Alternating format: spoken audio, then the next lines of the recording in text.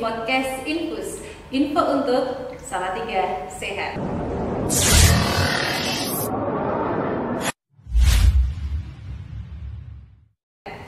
Baik, untuk pada hari ini kita edisi spesial kolaborasi dengan Komisi Penanggulangan AIDS Kota Salatiga. Kita akan mengusung tema Stand Up, Speak Up, dan Stop AIDS. Nah, pada kesempatan kali ini kita akan bersama-sama membahas terkait dengan HIV/AIDS. HIV/AIDS masih menjadi masalah kesehatan masyarakat yang secara global dan penularannya pun masih terjadi di seluruh negara di dunia. Terlebih dengan maraknya kasus pergaulan bebas, kemudian penggunaan narkoba yang sampai sekarang juga masih belum tertangani, tentu saja dapat meningkatkan penularan HIV/AIDS itu sendiri. Nah, pada kesempatan kali ini telah hadir bersama kita ada Dr. Andreas. Beliau adalah seorang dokter yang fokus pada penanganan HIV/AIDS di Puskesmas Sidoarjo. Boleh disapa dulu pemirsa kita, dokter. Selamat siang. Oke, dan kita juga hadirkan Kak Puta Aryatama, seorang aktivis kesehatan yang bekerja pada pendampingan ODA, orang dengan HIV/AIDS, dan beliau berhubungan langsung dengan populasi kunci di Yayasan Peka. Boleh disapa dulu Kak Puta. Selamat siang semuanya, terima kasih atas kesempatan. Baik, jadi nanti kita akan ngobrol terkait dengan HIV/AIDS dengan tema tadi ya, Stand Up, Speak Up, Stop AIDS. Nah, cocok banget kita menghadirkan kedua narasumber kita pada siang hari ini. Kayaknya tergabung banget ya. Kita santai aja deh. Kita akan memberikan informasi, edukasi kepada masyarakat supaya stigma terkait dengan HIV/AIDS itu tidak begitu menyeramkan seperti itu ya. Tapi kita perlu waspada terhadap HIV/AIDS itu sendiri. Oke dok, boleh yang pertama boleh saya dengan Dr. Andreas dulu nggih. Yang pertama mohon bisa dijelaskan dok kepada pendengar apa sih HIV dan AIDS, bagaimana perbedaannya seperti itu, karena kadang masih sering ada simpang siur seperti itu ya. Terima kasih. Jadi untuk terminologi dari HIV atau AIDS sendiri, HIV itu kepanjangan Human Immunodeficiency Virus. Jadi merupakan agen penyakit, ya. Jadi berupa virus yang dimana dia menyerang sistem kekebalan dari tubuh manusia, sehingga penamaannya adalah Human Immunodeficiency. Sedangkan terminologi AIDS itu Acquired Immunodeficiency Syndrome. Jadi boleh dikatakan itu penyakit yang diakibatkan karena infeksi virus HIV, di mana dia menyerang sistem kekebalan. Jadi kalau boleh dikatakan infeksi HIV menyebabkan AIDS. Jadi kalau sudah jatuh sakit dengan berbagai macam gejala yang menyertai, itulah yang disebut sebagai AIDS. Berarti HIV itu virusnya, ya. Kalau AIDS itu sudah menjadi sindromnya atau sudah berdampak kepada manusianya seperti itu. Jatuh sakit sehingga disebut sebagai AIDS. Itu tadi perbedaan antara HIV dan AIDS ya. Jadi semoga teman-teman di sini juga bisa lebih jelas pengertian dari HIV/AIDS itu sendiri. Kemudian dok, saya juga sering ya ada yang bilang hati-hati nanti kalau nonton bioskop misalnya, kemudian ada jarum di kursi, nanti bisa ketularan HIV/AIDS seperti itu tuh. Kayaknya mitos ya dok ya. Jadi mungkin bisa di-refresh lagi. Sebenarnya cara penularan HIV/AIDS itu sendiri seperti apa sih dok? Iya, pada prinsipnya untuk penularan HIV itu tidak mudah ya. Jadi dengan perantaraan kontak terhadap cairan tubuh. Cairan tubuh itu ada beberapa macam, ya bisa dari darah ataupun dari produk darah kemudian dari ASI juga bisa, kemudian dari air mani. Ya. Media untuk penularan ini penting nanti kita dalam hal pencegahan. Ya. Tren sekarang ini yang paling sering itu dari kontak hubungan seksual secara tidak itu tinggi, ya, angka kejadiannya. Kemudian selanjutnya pada saudara-saudara kita pengguna jarum suntik. Kalau dulu secara bergantian dulu sebutannya IDU, injection drug user, yang sekarang terminologinya jadi PWID, ya, jadi people who inject drug. Jadi para pengguna narkoba jarum suntik, di mana jarum suntiknya itu dipakai secara bergantian, ya, karena mereka salah satunya itu proses pumping. Jadi ketika memasukkan narkoba, kemudian diambil lagi, masuk lagi, ambil lagi, masuk lagi lah. Di situ potensi HIV ini ketika jarum suntik dipakai bergantian, penularannya tinggi di sana. Untuk selanjutnya bisa juga transmisi dari ibu anak, ibu ke anak, terutama ketika proses melahirkan. Ya. Karena di proses melahirkan itu terjadi kontak atau biasanya bleeding, ya, perdarahan pada waktu proses melahirkan, dan di situ nanti potensial untuk terjadi infeksi ketika ibu positif HIV bisa menularkan ke anaknya. Ya, selain itu juga ketika misalnya pada waktu ASI, itu juga berpotensi juga, karena di ASI juga terkandung, ya, HIV ada di sana. Oke, berarti ada juga faktor resiko dari ibu ke anak seperti itu, ya, Dok. Nah, sedangkan ibu hamil itu kan dengan tidak HIV saja sudah punya resiko untuk penularan penyakit yang lain. Mungkin bisa dijelaskan, Dok, bagaimana pencegahan dan pengobatan untuk HIV pada ibu hamil seperti itu? Ya, jadi untuk program dari pemerintah sudah dimasukkan memang, ketika ibu hamil itu ANC, itu ada pemeriksaannya. Salah satunya pemeriksaan untuk HIV. Jika ditemukan ibu hamil itu reaktif atau dinyatakan positif HIV, sedini mungkin ibu hamil itu akses ARV, antiretroviral. Tujuannya biar sedini mungkin ibu hamil itu ditemukan, sedini mungkin ibu hamil itu dapat terapi ARV, dengan tujuan semaksimal mungkin untuk menurunkan viral load. Viral load itu jumlah virus, ya, jumlah virus. Kalau viral load itu semaksimal mungkin turun, diharapkan sistem kekebalan ibu itu naik, meningkat, sehingga transmisi ke anak ketika nanti waktu melahirkan itu bisa seminimal mungkin.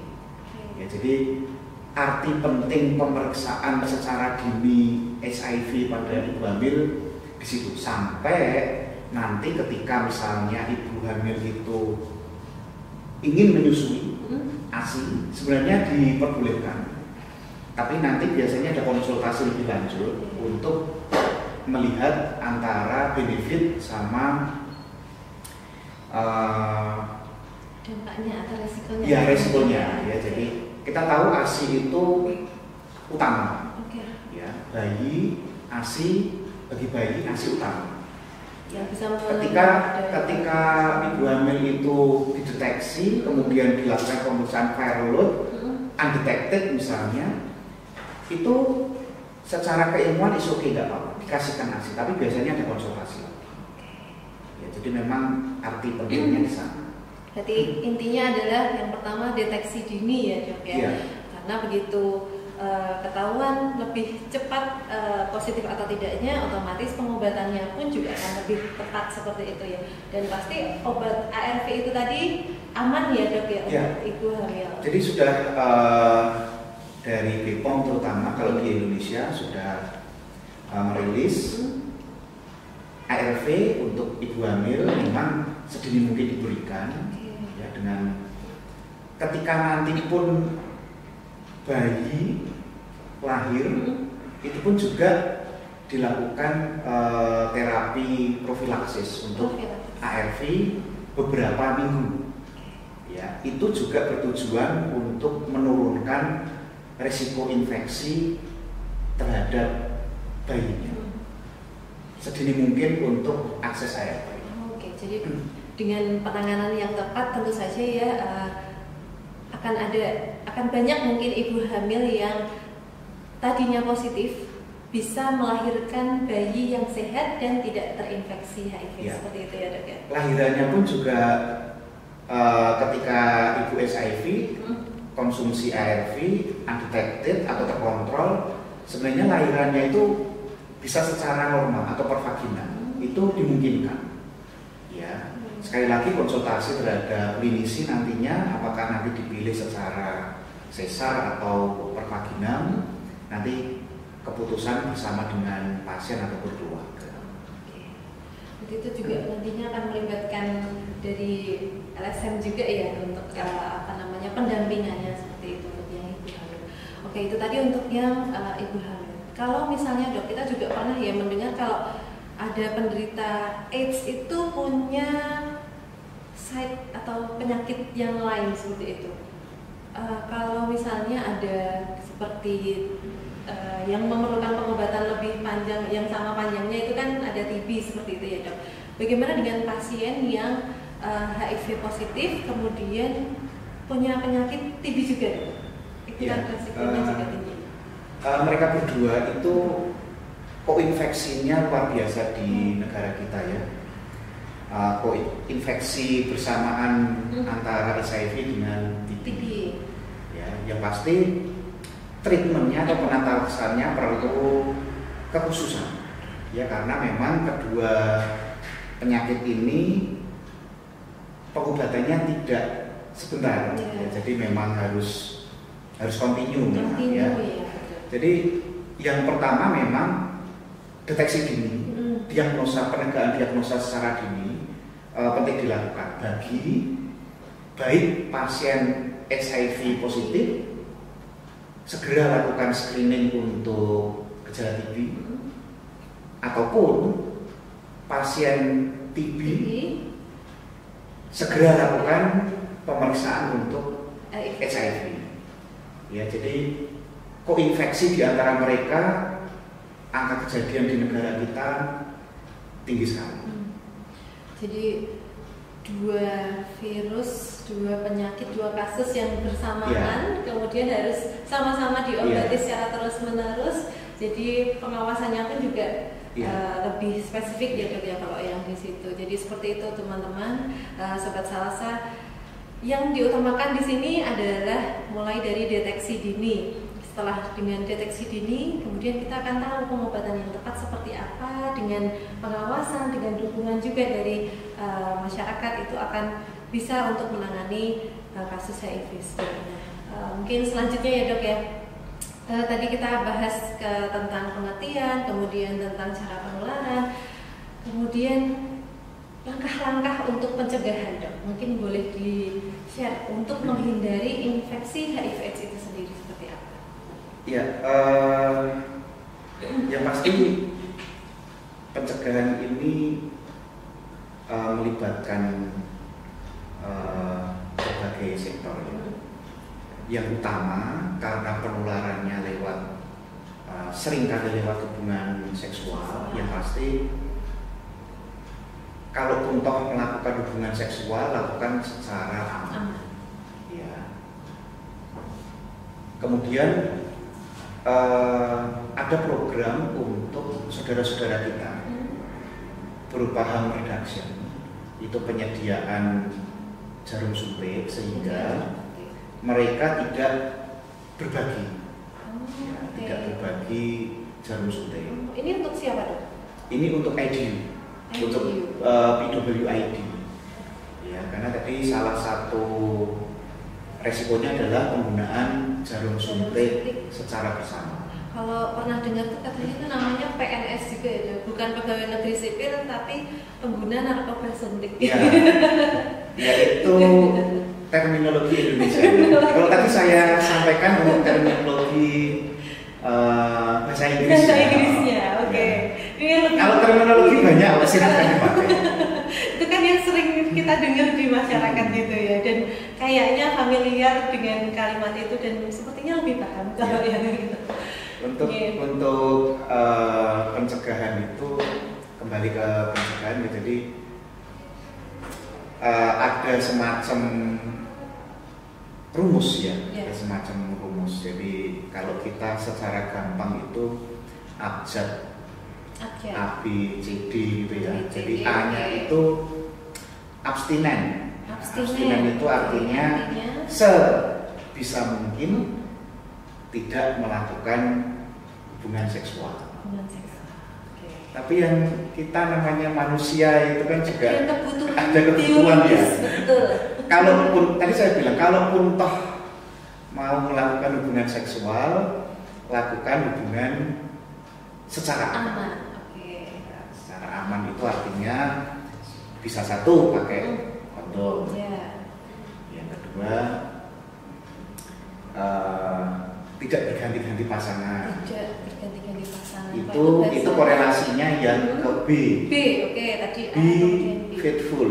Be faithful, setia ya dok ya. Kesetiaan. Jadi kalau untuk melakukan hubungan seksual dalam satu pasangan. Tapi ini kita bicara tentang kesehatan ya, bukan bicara tentang sisi agama atau seperti apa ya. Be faithful, kesetiaan. Dan yang C, lakukan hubungan seksual secara aman dengan memakai kondom. Oh, C-nya itu C kondom, K kondom. Oke. Tadi A, B tapi lebih enak kalau C ya. Ya. Kemudian yang D itu drugs. Artinya no drugs. Artinya kita tidak mengkonsumsi ya drugs dalam hal ini narkoba. Utamanya yang jarum suntik.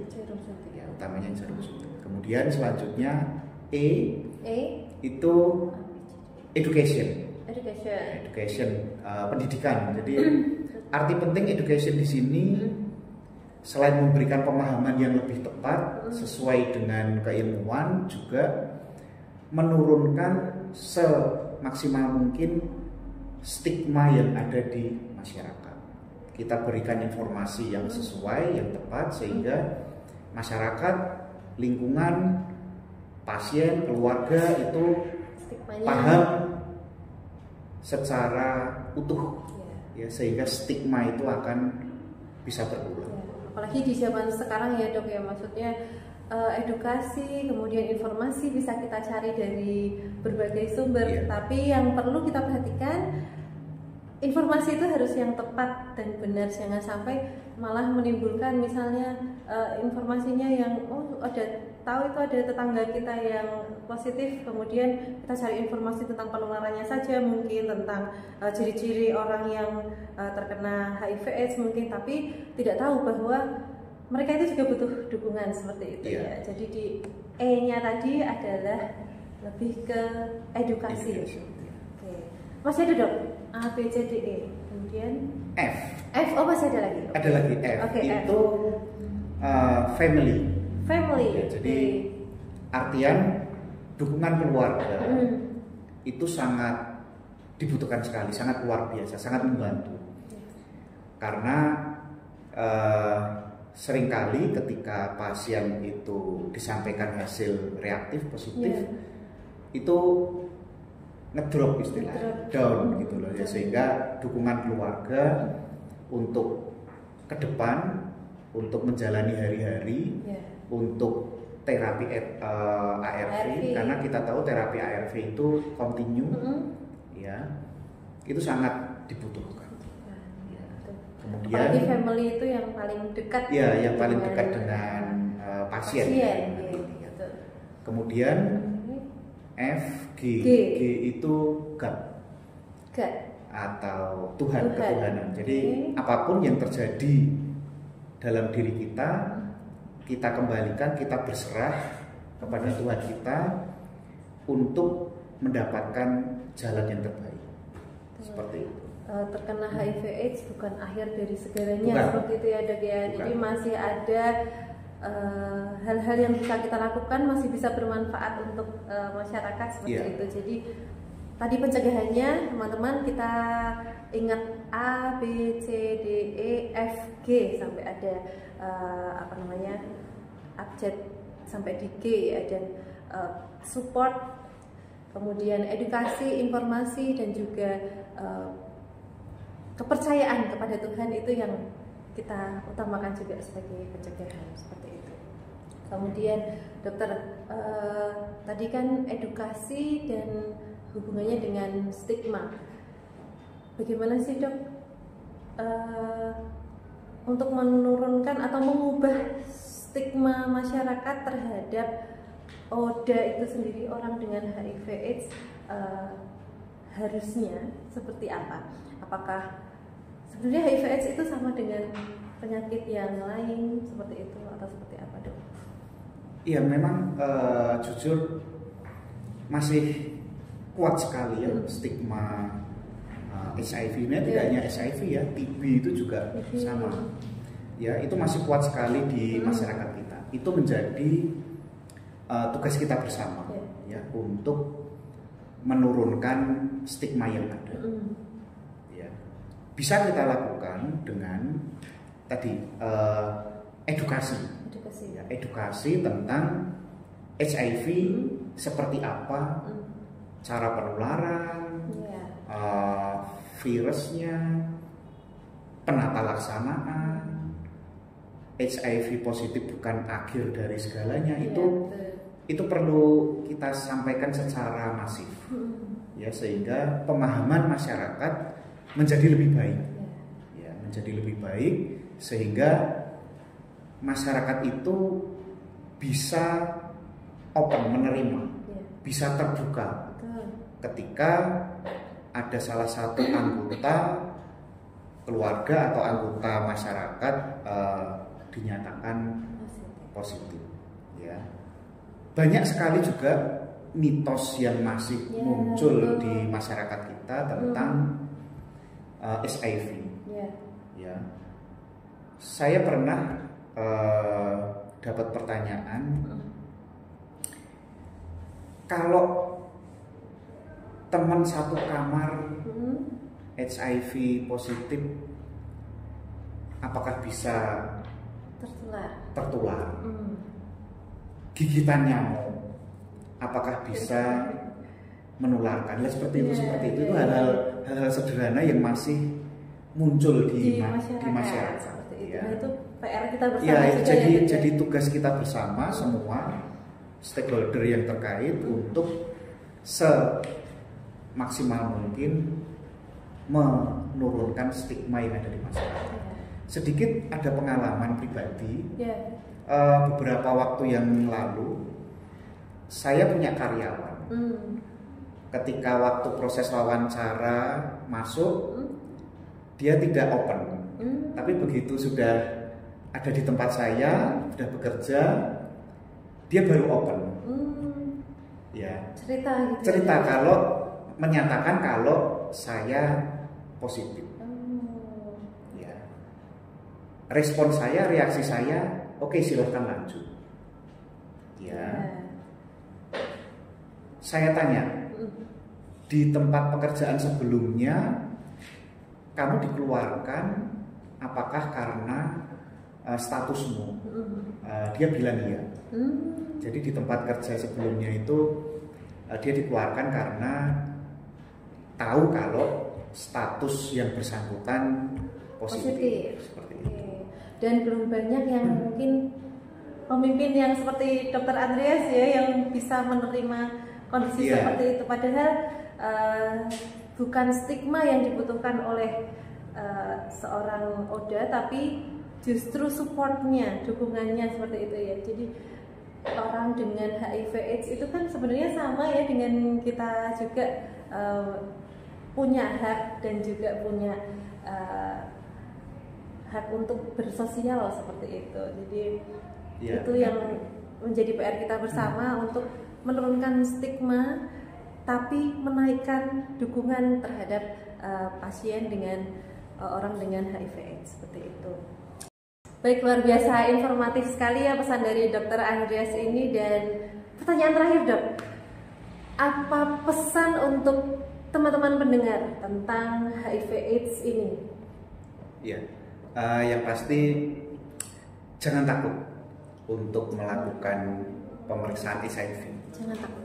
Ya, karena sedini mungkin kita terdeteksi, sedini mungkin juga bisa kita akses ARV, ya, sehingga kita tidak sampai jatuh sakit, kita tidak sampai ke AIDS.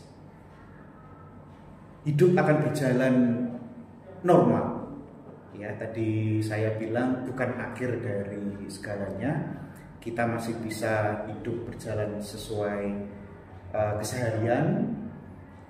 Apa yang mau kita raih di masa depan masih bisa kita raih, walaupun kita hidup dengan HIV. Untuk pengetesan di puskesmas sudah bisa melakukan, di rumah sakit, di puskesmas untuk pemeriksaan ada, pemerintah sudah menyediakan, pun dengan ARV. Dulu ketika saya awal-awal, puskesmas hanya melakukan pemeriksaan tes dan konseling. Sekarang ARV sudah tersedia, baik itu untuk PrEP ya, untuk terapi PrEP ataupun lini pertama. Itu di puskesmas sudah disediakan, tujuannya untuk memberikan kemudahan saudara-saudara kita untuk mengakses ARV. Dan itu gratis ya, Dok? Ya, disediakan oleh pemerintah. Yang diminta dari pemerintah dari teman-teman atau saudara-saudara kita hanya rutin untuk akses, ya. Disediakan tesnya, disediakan konselingnya, disediakan ARV-nya, rutin untuk akses seperti itu. Siap. Jadi itu ya, Sobat Salsa, kita sudah disediakan fasilitas sedemikian rupa. Jangan takut untuk deteksi dini karena sudah tersedia di puskesmas, kemudian di rumah sakit, terjangkau dan juga gratis untuk pembiayaannya. Yang diinginkan yaitu kemauan dan juga kepatuhan terhadap pengobatan sampai dengan bisa pasien tersebut kembali beraktivitas seperti itu. Jadi jangan sampai yang tadinya hanya HIV kemudian positif HIV kemudian menjadi AIDS, itu tadinya tujuannya ya, Dok.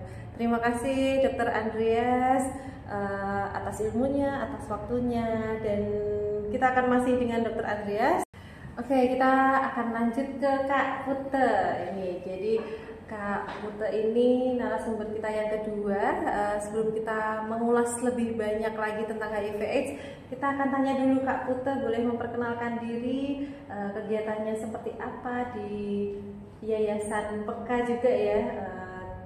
Boleh diceritakan kegiatan atau aktivitasnya saya. Ya, terima kasih atas kesempatannya hari ini bisa berbagi dengan para pendengar dan pemirsa ya. Perkenalkan, nama saya Puta Arya Taman, cuma memang sering dipanggil Pute ya, karena dari kecil memang panggilannya Pute. Tapi saya pernah tanya sama orang tua, kok bisa dipanggil Pute, ternyata inspirasinya itu datang karena bidangnya orang Bali kan. Oh gitu bedanya. Nyambung gitu ya. Ya, saat ini saya beraktivitas atau berkegiatan di Yayasan Sehat Peduli Kasih, tapi teman-teman biasa suka pakai singkatan-singkatan. Tadi kalau Pak Dokter ada terminologi banyak ya Pak ya. Jadi disingkat di SPK gitu. PK itu dari Peduli Kasih. Oke. Kebetulan kantor kami di Kota Semarang dan kami di wilayah seluruh Jawa Tengah. Nah, aktivitas kami sehari-hari adalah melakukan pendampingan langsung kepada orang dengan HIV/AIDS di seluruh Jawa Tengah, termasuk juga yang tadi diceritakan Pak Dokter koinfeksi dengan TBC yang banyak kita temukan, dan termasuk kita juga menangani dari berbagai populasi. Tadi kan ada populasi umum, ada juga populasi kunci yang sempat disebutkan tadi ada PNS ya, atau penasun, pengguna narkoba, kemudian ada yang mereka positif, kebetulan juga pekerja seks, kemudian ada juga yang populasi kunci dari transgender atau teman-teman waria, dan juga ada juga yang dari laki-laki yang seks dengan laki-laki. Yang sering disebut LSL atau G gitu ya. Jadi kita mendampingi semua populasi, termasuk juga populasi anak. Itu yang kami lakukan di Oke, berarti banyak berkegiatan dengan teman-teman populasi kunci seperti itu ya Kak Putih. Kayak emang suasananya jadi kayak ke Bali gitu kalau manggilnya Kak Putih gitu. Nah, dari populasi kunci itu tadi Kak Putih, seperti tadi pengguna narkoba, kemudian pekerja seks, kemudian ada LSL, ada juga yang transgender. Mungkin boleh dijelaskan pengalamannya ya ketika bertemu dengan rekan-rekan, sebenarnya yang disebut populasi kunci itu seperti apa dan apa aja tantangan yang selama ini mereka hadapi seperti itu. Ya, populasi kunci itu sebenarnya bagian dari populasi umumnya masyarakat kita. Kenapa kita pakai istilah populasi kunci? Karena mereka yang paling berisiko tertular atau terinfeksi HIV. Karena kegiatan atau aktivitas perilaku mereka yang bersentuhan dengan risiko penularan. Jadi misalnya kayak dengan teman-teman laki-laki seks dengan laki-laki itu termasuk populasi kunci yang berisiko karena mereka melakukan aktivitas seksual tidak dengan jalan normal seperti itu ya. Kemudian ada pekerja seks yang tentunya berganti-ganti pasangan, terus ada teman-teman transgender juga atau kita biasa kenal dengan waria, dan ada juga pengguna narkoba suntik yang biasanya mereka menggunakan jarum suntik secara bergantian. Nah, tantangan mereka tentunya ada hambatan ketika mereka akan mengakses layanan kesehatan karena dengan tampilan mereka gitu ya sebagai populasi kunci itu sudah membedakan dengan populasi umum gitu ya. Itu jadinya hambatan buat teman-teman untuk mengakses layanan kesehatan. Oke, berarti ada semacam ketakutan atau apa ya, tidak pede untuk masuk ke akses pelayanan kesehatan karena adanya stigma itu tadi ya. Adanya stigma sosial yang cukup kuat tadi yang disebutkan juga sama Pak. Padahal semuanya itu berhak dan malah yang kita inginkan adalah kemauan untuk mengakses layanan itu tadi seperti itu ya. Jadi lagi-lagi yang kita butuhkan adalah dukungan seperti itu. Oke, baik. Kalau Kak Putra, kalau tadi kan banyak dijelaskan oleh Dr. Andreas, penularan paling banyak melalui pergaulan bebas, melalui seks bebas seperti itu ya. Nah, kalau misalnya ini kita kaitkan dengan yang tadi narkoba, itu bagaimana kaitannya antara penggunaan narkoba suntik tadi dengan HIV mungkin yang sering ditemui sama Kak Putra? Ya, teman-teman penasun tadi ya, pengguna narkoba suntik ini tentunya sangat berisiko untuk tertular maupun menularkan. Jadi karena tadi yang sudah dijelaskan juga oleh Pak Dokter, mereka menggunakan jarum suntik untuk memasukkan narkobanya, kemudian biasanya mereka bergantian sehingga kita nggak tahu alat suntik itu akan terkontaminasi atau bisa membawa penyakit yang bisa tidak hanya HIV tapi juga hepatitis dan penyakit lainnya. Nah ini terjadi karena di antara mereka itu ada semacam ritual. Jadi kalau mereka memakai bergantian Ya, memperkuat bonding. Oh gitu. Jadi mereka justru kalau bergantian itu lebih lebih mendekatkan kepada satu sama lain. Jadi seperti brother gitu. Brotherhoodnya. Kalau pakai jarum yang berbeda, nggak bro gitu ya? Ya, kira-kira begitulah. Gitu. Nah ini jadinya mereka akan sangat berisiko untuk tertular HIV. Nah tentunya program seperti harm reduction tadi disebutkan sangat membantu ya dengan penyediaan alat suntik steril supaya tidak berganti lagi dan juga penggunaan substitusi metadon. Jadi bagaimana mengalihkan narkoba itu tidak digunakan tapi di oral atau penggunaan oral. Jadi diminum obatnya tapi dengan dosis yang sudah disesuaikan oleh tim medis. Oke, ini bukan berarti memperbolehkan penggunaan narkoba itu sendiri, tapi kita mencegah lebih ke supaya tidak ada penularan HIV pada pengguna narkoba itu ya. Oke, baik. Jadi stigma di masyarakat itu pengguna narkoba tidak berhak untuk mendapatkan pelayanan kesehatan terkait dengan HIV/AIDS ya. Padahal mungkin itu akan bisa menjadi penghalang dalam mengatasi penyebaran HIV/AIDS sendiri. Menurut Kak Pute nih, benar nggak statement seperti itu Kak Pute? Ya, menurut teman-teman sendiri sih yang sebagai pelaku ya. Utamanya karena mereka secara sosial itu berbeda dengan populasi umum, artinya mereka juga punya perilaku atau kebiasaan sendiri. Nah ini yang menjadikan mungkin ada stigma sosial yang kuat kepada mereka. Mereka sering dianggap oleh masyarakat itu sebagai kaum atau populasi yang terpinggirkan lah gitu, atau minoritas gitu ya, sehingga hal ini menyebabkan ke mereka sendiri menjadi enggan untuk mengakses layanan kesehatan termasuk ke tes HIV ataupun beranjak ke pengobatannya seperti itu.